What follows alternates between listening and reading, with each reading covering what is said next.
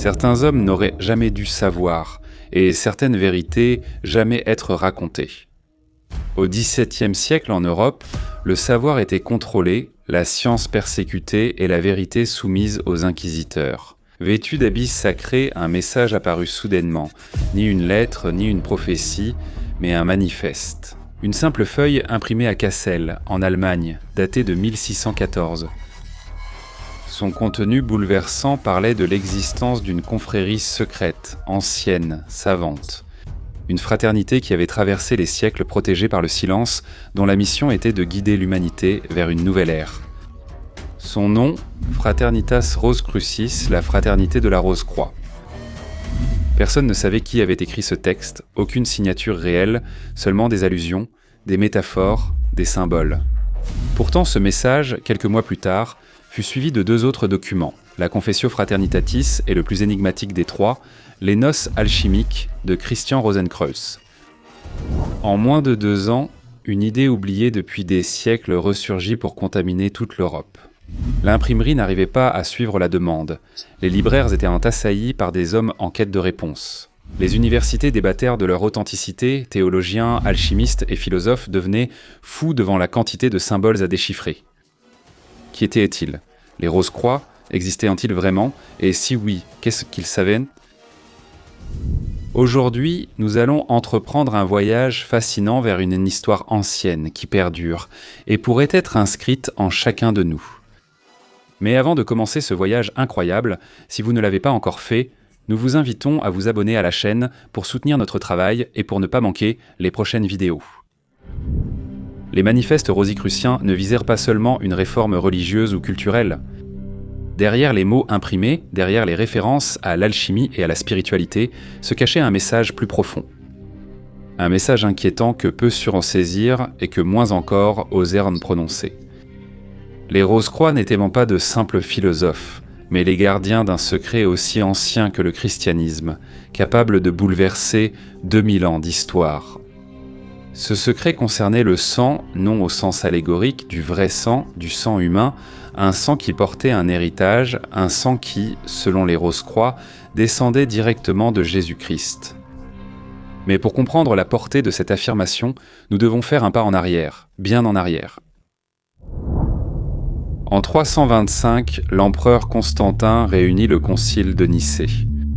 C'est là que la nature de Jésus est définitivement définie.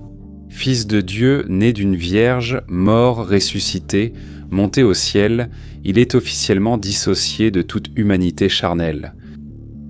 Mais cette décision politique, et oui, car ce fut aussi une décision politique, elle a impliqué une chirurgie violente et la suppression de tous les textes proposant une autre vision. Les soi-disant évangiles apocryphes ont été interdits, brûlés et oubliés. Parmi eux, l'évangile de Philippe, l'évangile de Marie et l'évangile des Égyptiens.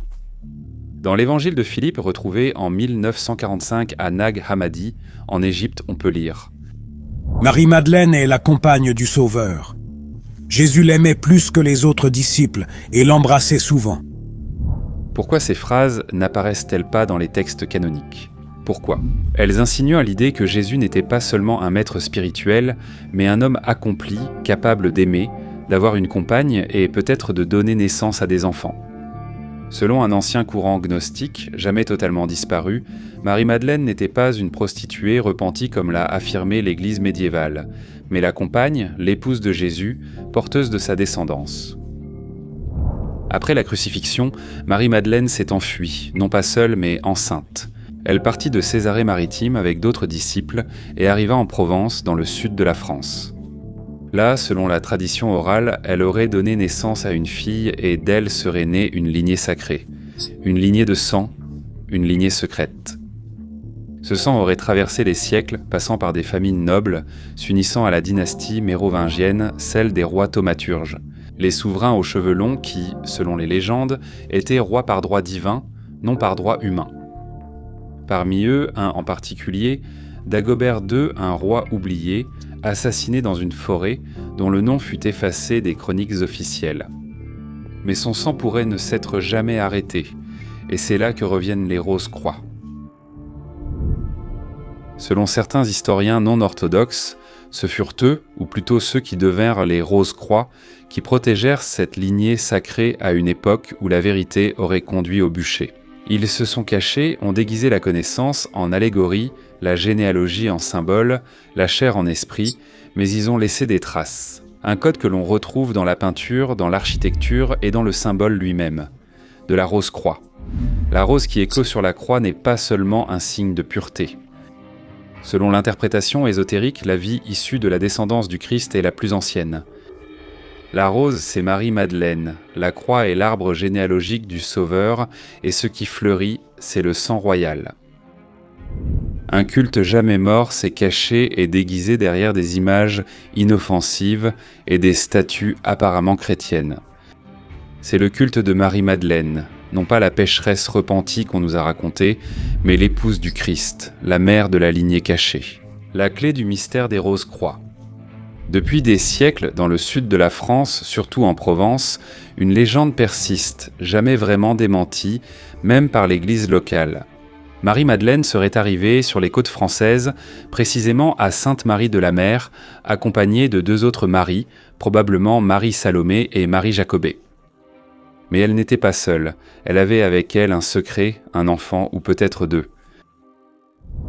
Les premiers récits médiévaux parlent d'elle comme de l'épouse du Christ.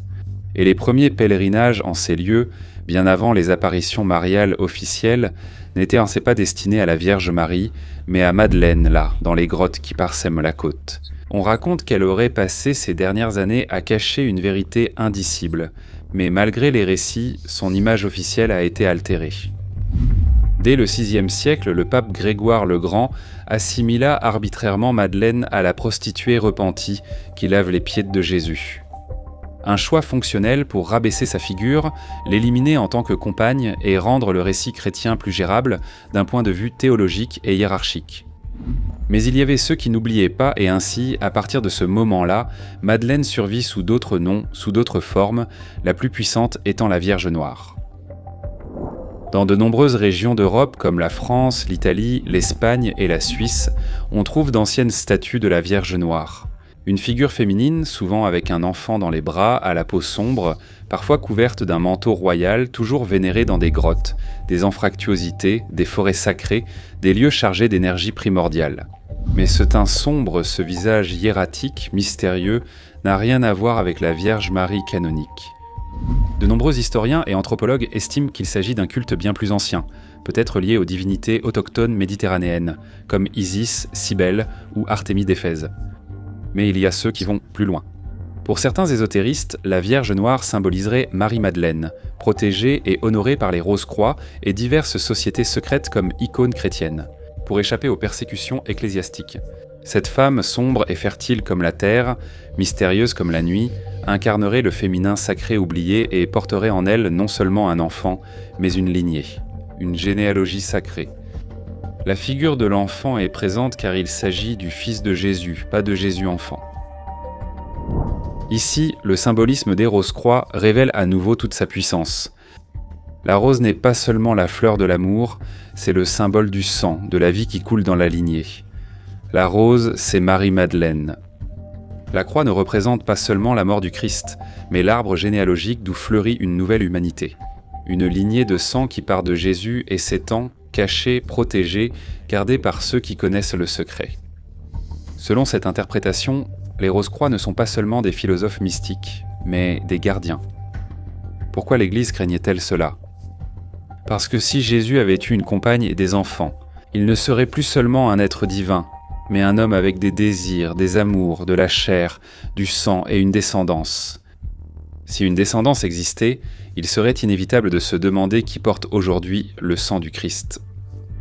Qui aurait le droit de revendiquer un leadership spirituel et politique sur le monde chrétien qui serait en définitive l'héritier naturel du Christ ?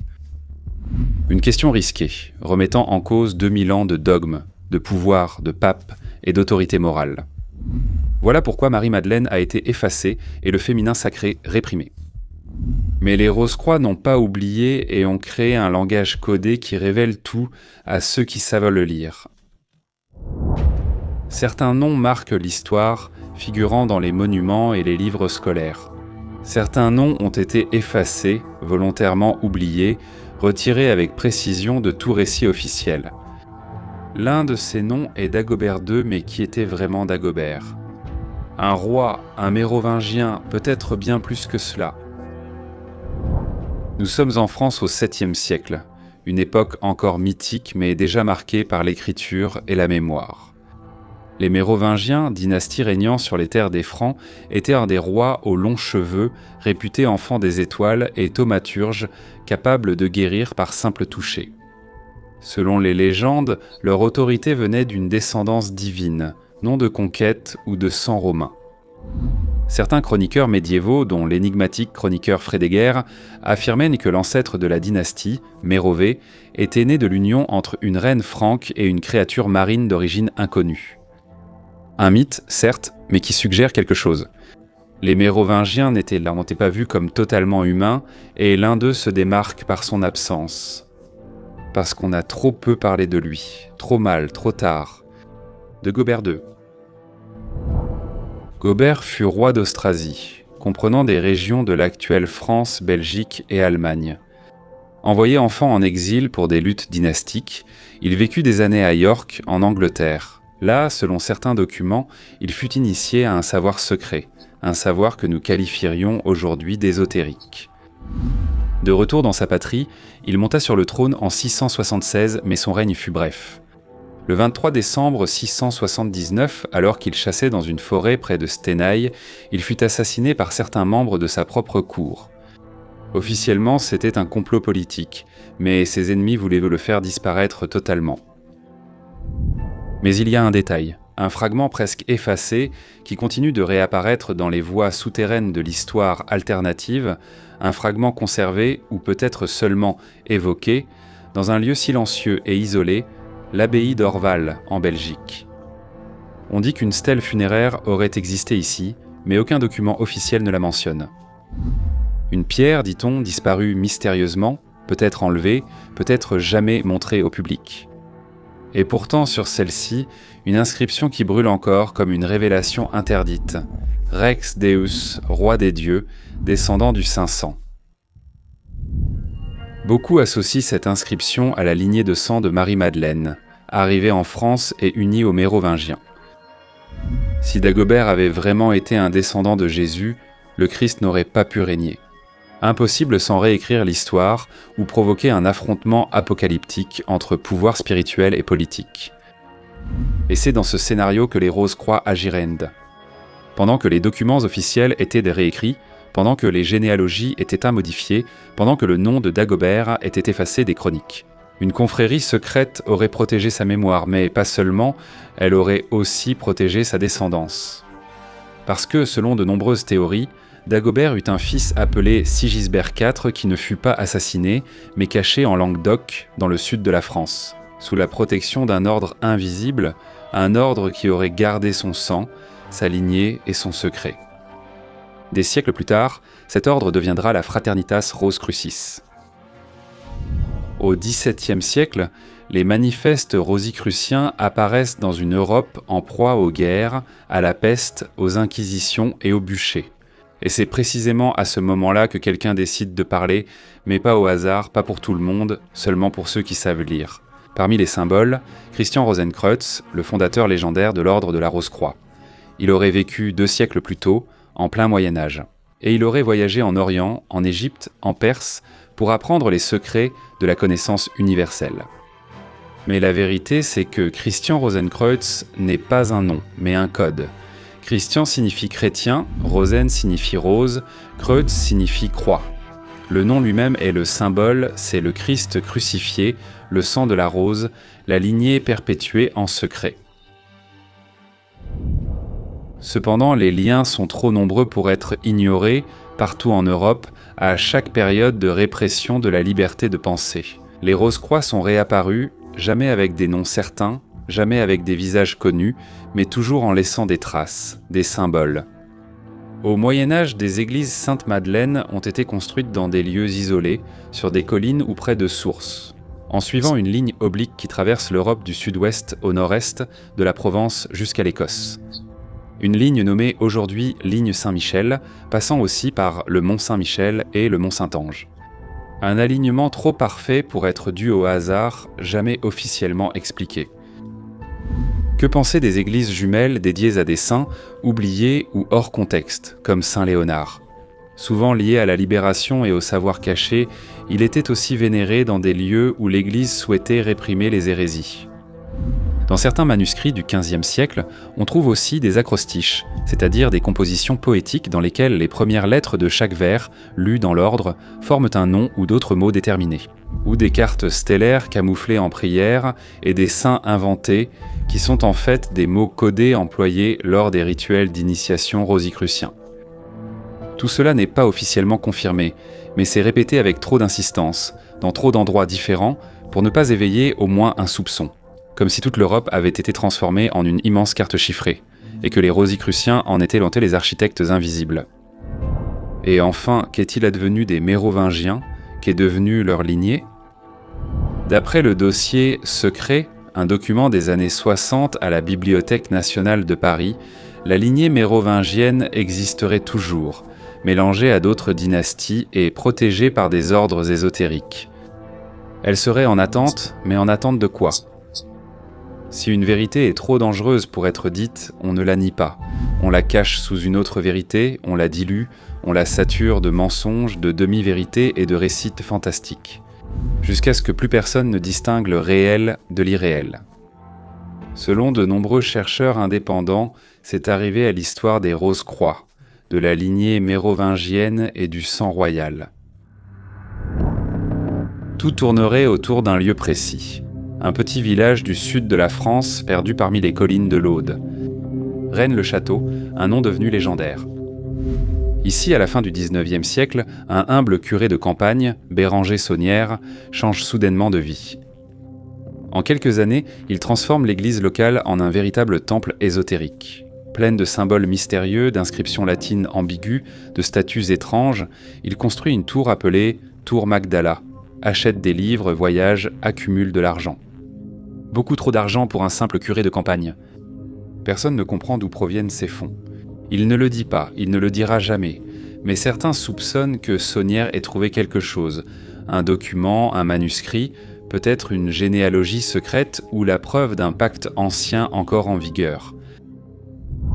C'est alors que Pierre Plantard intervient, personnage ambigu, génial, historien, faussaire et initié. Dans les années 60, il remet à la Bibliothèque nationale de Paris les célèbres dossiers secrets. Des documents relatent la survie des Mérovingiens, protégés par une organisation secrète, le prieuré de Sion. Selon ces dossiers, le prieuré aurait été fondé au XIe siècle par Godefroy de Bouillon, lors de la première croisade. Et il aurait eu au cours des siècles de grands maîtres illustres, Léonard de Vinci, Sandro Botticelli, Robert Boyle, Isaac Newton, Claude Debussy, Jean Cocteau. Un ordre invisible et puissant, chargé de protéger la descendance de Jésus-Christ. Une lignée de sang ininterrompue aurait trouvé refuge en Languedoc, protégée par les Rose-Croix et des sociétés ésotériques apparues au fil des siècles. À ce stade, une question légitime se pose. Les dossiers secrets sont-ils authentiques ou falsifiés ? La réponse est complexe, oui. Ce sont des documents fabriqués de toutes pièces, déposés par Plantard avec l'aide de Philippe de Chérizet. Et pourtant, ils contiennent des données, des noms et des connexions historiques trop précises pour n'être que de la fantaisie. Ils comportent des détails recoupables avec des textes ésotériques, les arbres généalogiques des Mérovingiens et les registres de l'Église de France. De nombreux chercheurs pensent que les dossiers sont une diversion.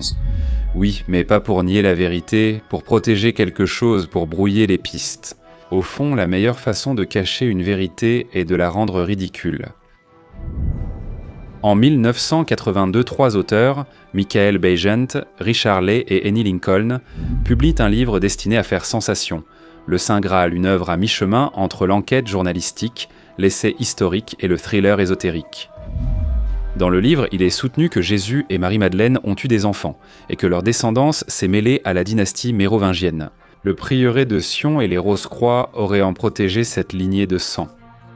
Toute l'histoire chrétienne aurait été construite pour cacher cette vérité dangereuse. Le livre, succès mondial, fut attaqué, ridiculisé, imité, mais personne ne parvint jamais à en démonter totalement la structure documentaire. 20 ans plus tard, Dan Brown s'inspirera de ces théories pour écrire le Da Vinci Code et en reprendre les idées sous forme narrative. À ce moment, l'histoire avait changé. Le public mondial savait déjà. L'hypothèse la plus dangereuse jamais racontée, que le sang du Christ ne soit pas resté sur la croix, mais coule encore dans les veines de quelqu'un ou de plusieurs personnes. Il existe une légende qui revient depuis des siècles, toujours avec les mêmes mots. Ceux qui possèdent le secret du Graal gouvernent sans jamais se montrer. Cette pensée inquiète car elle évoque une réalité différente de la nôtre. Un monde où les personnalités publiques ne sont que des masques et où les vrais architectes de l'histoire agissent en coulisses. Mais si l'histoire du sang royal était vraie, si la descendance du Christ avait réellement survécu, qui la protège aujourd'hui et surtout, qui en tire profit ? Pour répondre à cette question, il faut entrer sur un terrain glissant. Un terrain où religion, science et pouvoir s'entrelacent dans un seul et même réseau, celui des sociétés initiatiques. Parmi elles, la franc-maçonnerie est la plus puissante et controversée. Depuis sa création officielle en 1717 avec la Grande Loge d'Angleterre, la franc-maçonnerie a eu un seul objectif. Transmettre un savoir secret via rites, symboles et degrés initiatiques. Mais ce n'est pas tout. Dès le début, l'ordre a attiré scientifiques, philosophes, monarques, banquiers, révolutionnaires et papes.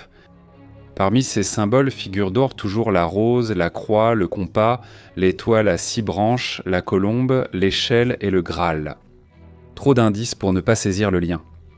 De nombreux historiens ésotériques estiment que la franc-maçonnerie découle des Rose-Croix, une filiation, non pas tant par des origines déclarées que personne n'admettrait jamais, mais par une communauté de symboles, d'objectifs et de mystères. Et ce n'est pas tout. Fondée en 1660 à Londres, la Royal Society est la plus ancienne institution scientifique mondiale. Ses membres incluent scientifiques, astronomes, médecins, francs-maçons, alchimistes et philosophes liés à la pensée. Rose-Croix Robert Boyle, l'un des pères de la chimie moderne, était aussi passionné d'alchimie et membre de cercle Rose-Croix. Isaac Newton, génie de la physique, a consacré une grande partie de sa vie à l'étude de la Bible et des mystères occultes, en particulier les généalogies bibliques. Beaucoup à la Royal Society pensaient que la science n'était qu'une part du grand projet. Comprendre l'univers pour redécouvrir le code de Dieu et peut-être reconnaître le sang de Dieu dans la chair de l'homme. Le véritable saut a lieu avec la naissance des États-Unis d'Amérique. Peu de gens savent que la fondation des États-Unis est marquée par un symbolisme ésotérique. Beaucoup des pères fondateurs étaient francs-maçons, certains initiés à d'autres ordres parallèles et tous obsédés par l'idée d'un nouvel ordre mondial. Pour avoir une petite idée de tout cela, il suffit de regarder le billet d'$1, où l'on trouve représentée une pyramide incomplète, l'œil qui voit tout, l'inscription Novus Ordo Seclorum, qui signifie « Nouvel ordre des siècles ». Et ce chiffre 13 qui revient partout, 13 marches, flèches, feuilles, étoiles. Des urbanistes ésotériques ont dessiné des cartes occultes de Washington, révélant des formes géométriques, des alignements célestes et des signes évoquant la Rose-Croix.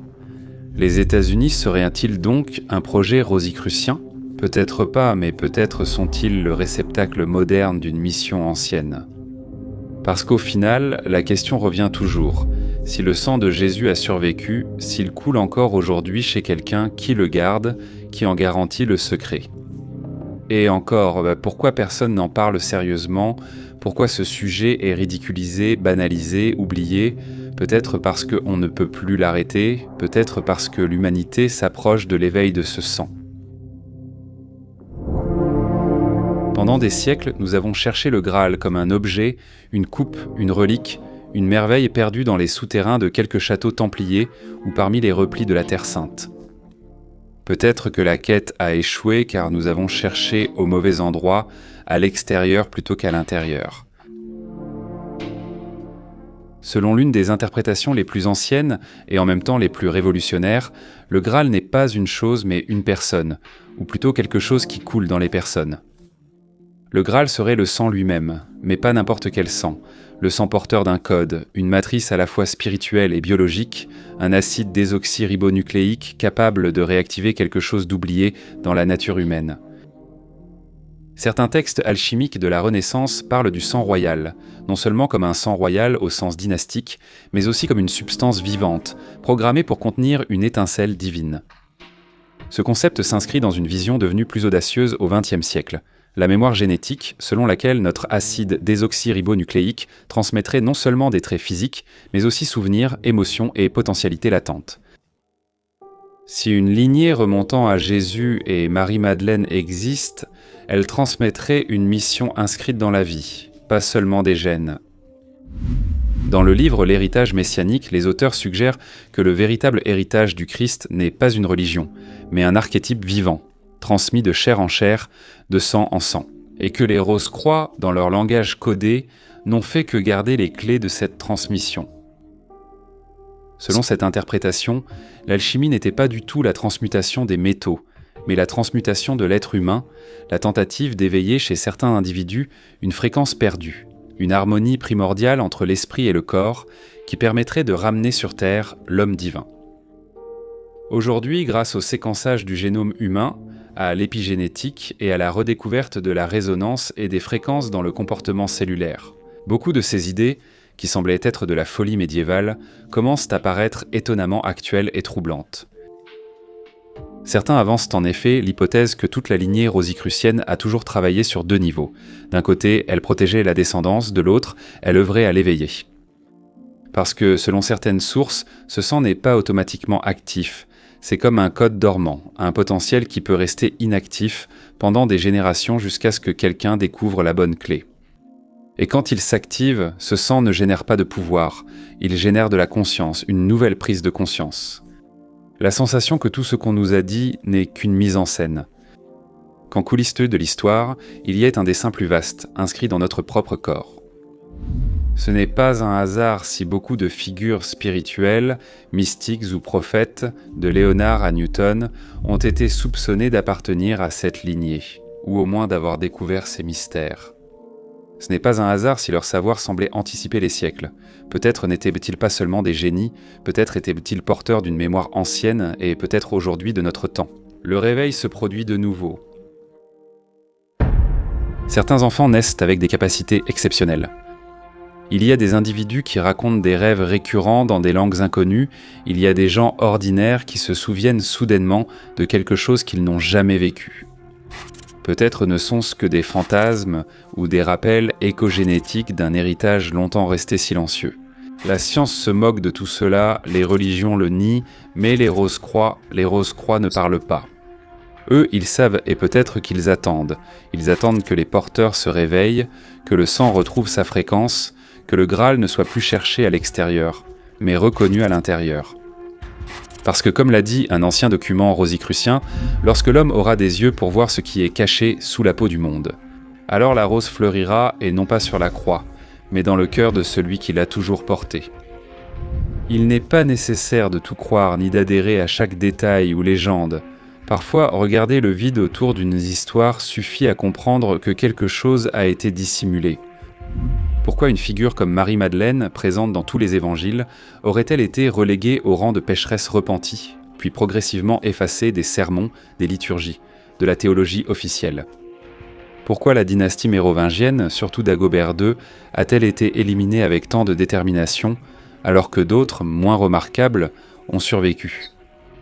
Pourquoi un simple prêtre d'un petit village du sud de la France aurait-il dépensé une fortune pour transformer son église en code à ciel ouvert? Peut-être parce que derrière tout cela, il n'y avait pas seulement une histoire, il y avait une menace, pas une épée, mais la possibilité que le pouvoir de l'Église, des rois, des gouvernements soit illégitime. Il existait une lignée alternative, choisie par la nature, non par les hommes, une lignée de sang qui s'éveille dans la conscience, sans dominer. Et alors, si tout cela était vrai, s'il existait vraiment une descendance, où sont aujourd'hui ces héritiers? Certains disent que certains se sont perdus, que le sang s'est dilué, que les porteurs ne savent pas qu'ils le sont. Qu'ils marchent dans le monde comme n'importe qui, mais qu'en eux, quelque chose palpite. Un rêve récurrent, une sensibilité inexplicable, une attirance pour le symbole, un rejet de l'autorité imposée, une fin de vérité dont on ne sait pas d'où elle vient. Peut-être qu'il y a aussi, parmi ceux qui regardent dans cette vidéo, un fragment de ce sang. Celui qui est arrivé ici ne l'a sans doute pas fait par hasard. Cette vidéo est peut-être plus qu'un récit, un appel. Et alors, la question n'est plus de savoir qui sont les Rose-Croix, qui portent le sang royal ou où se cache le Graal. La vraie question finale, définitive, c'est « et si c'était toi ?»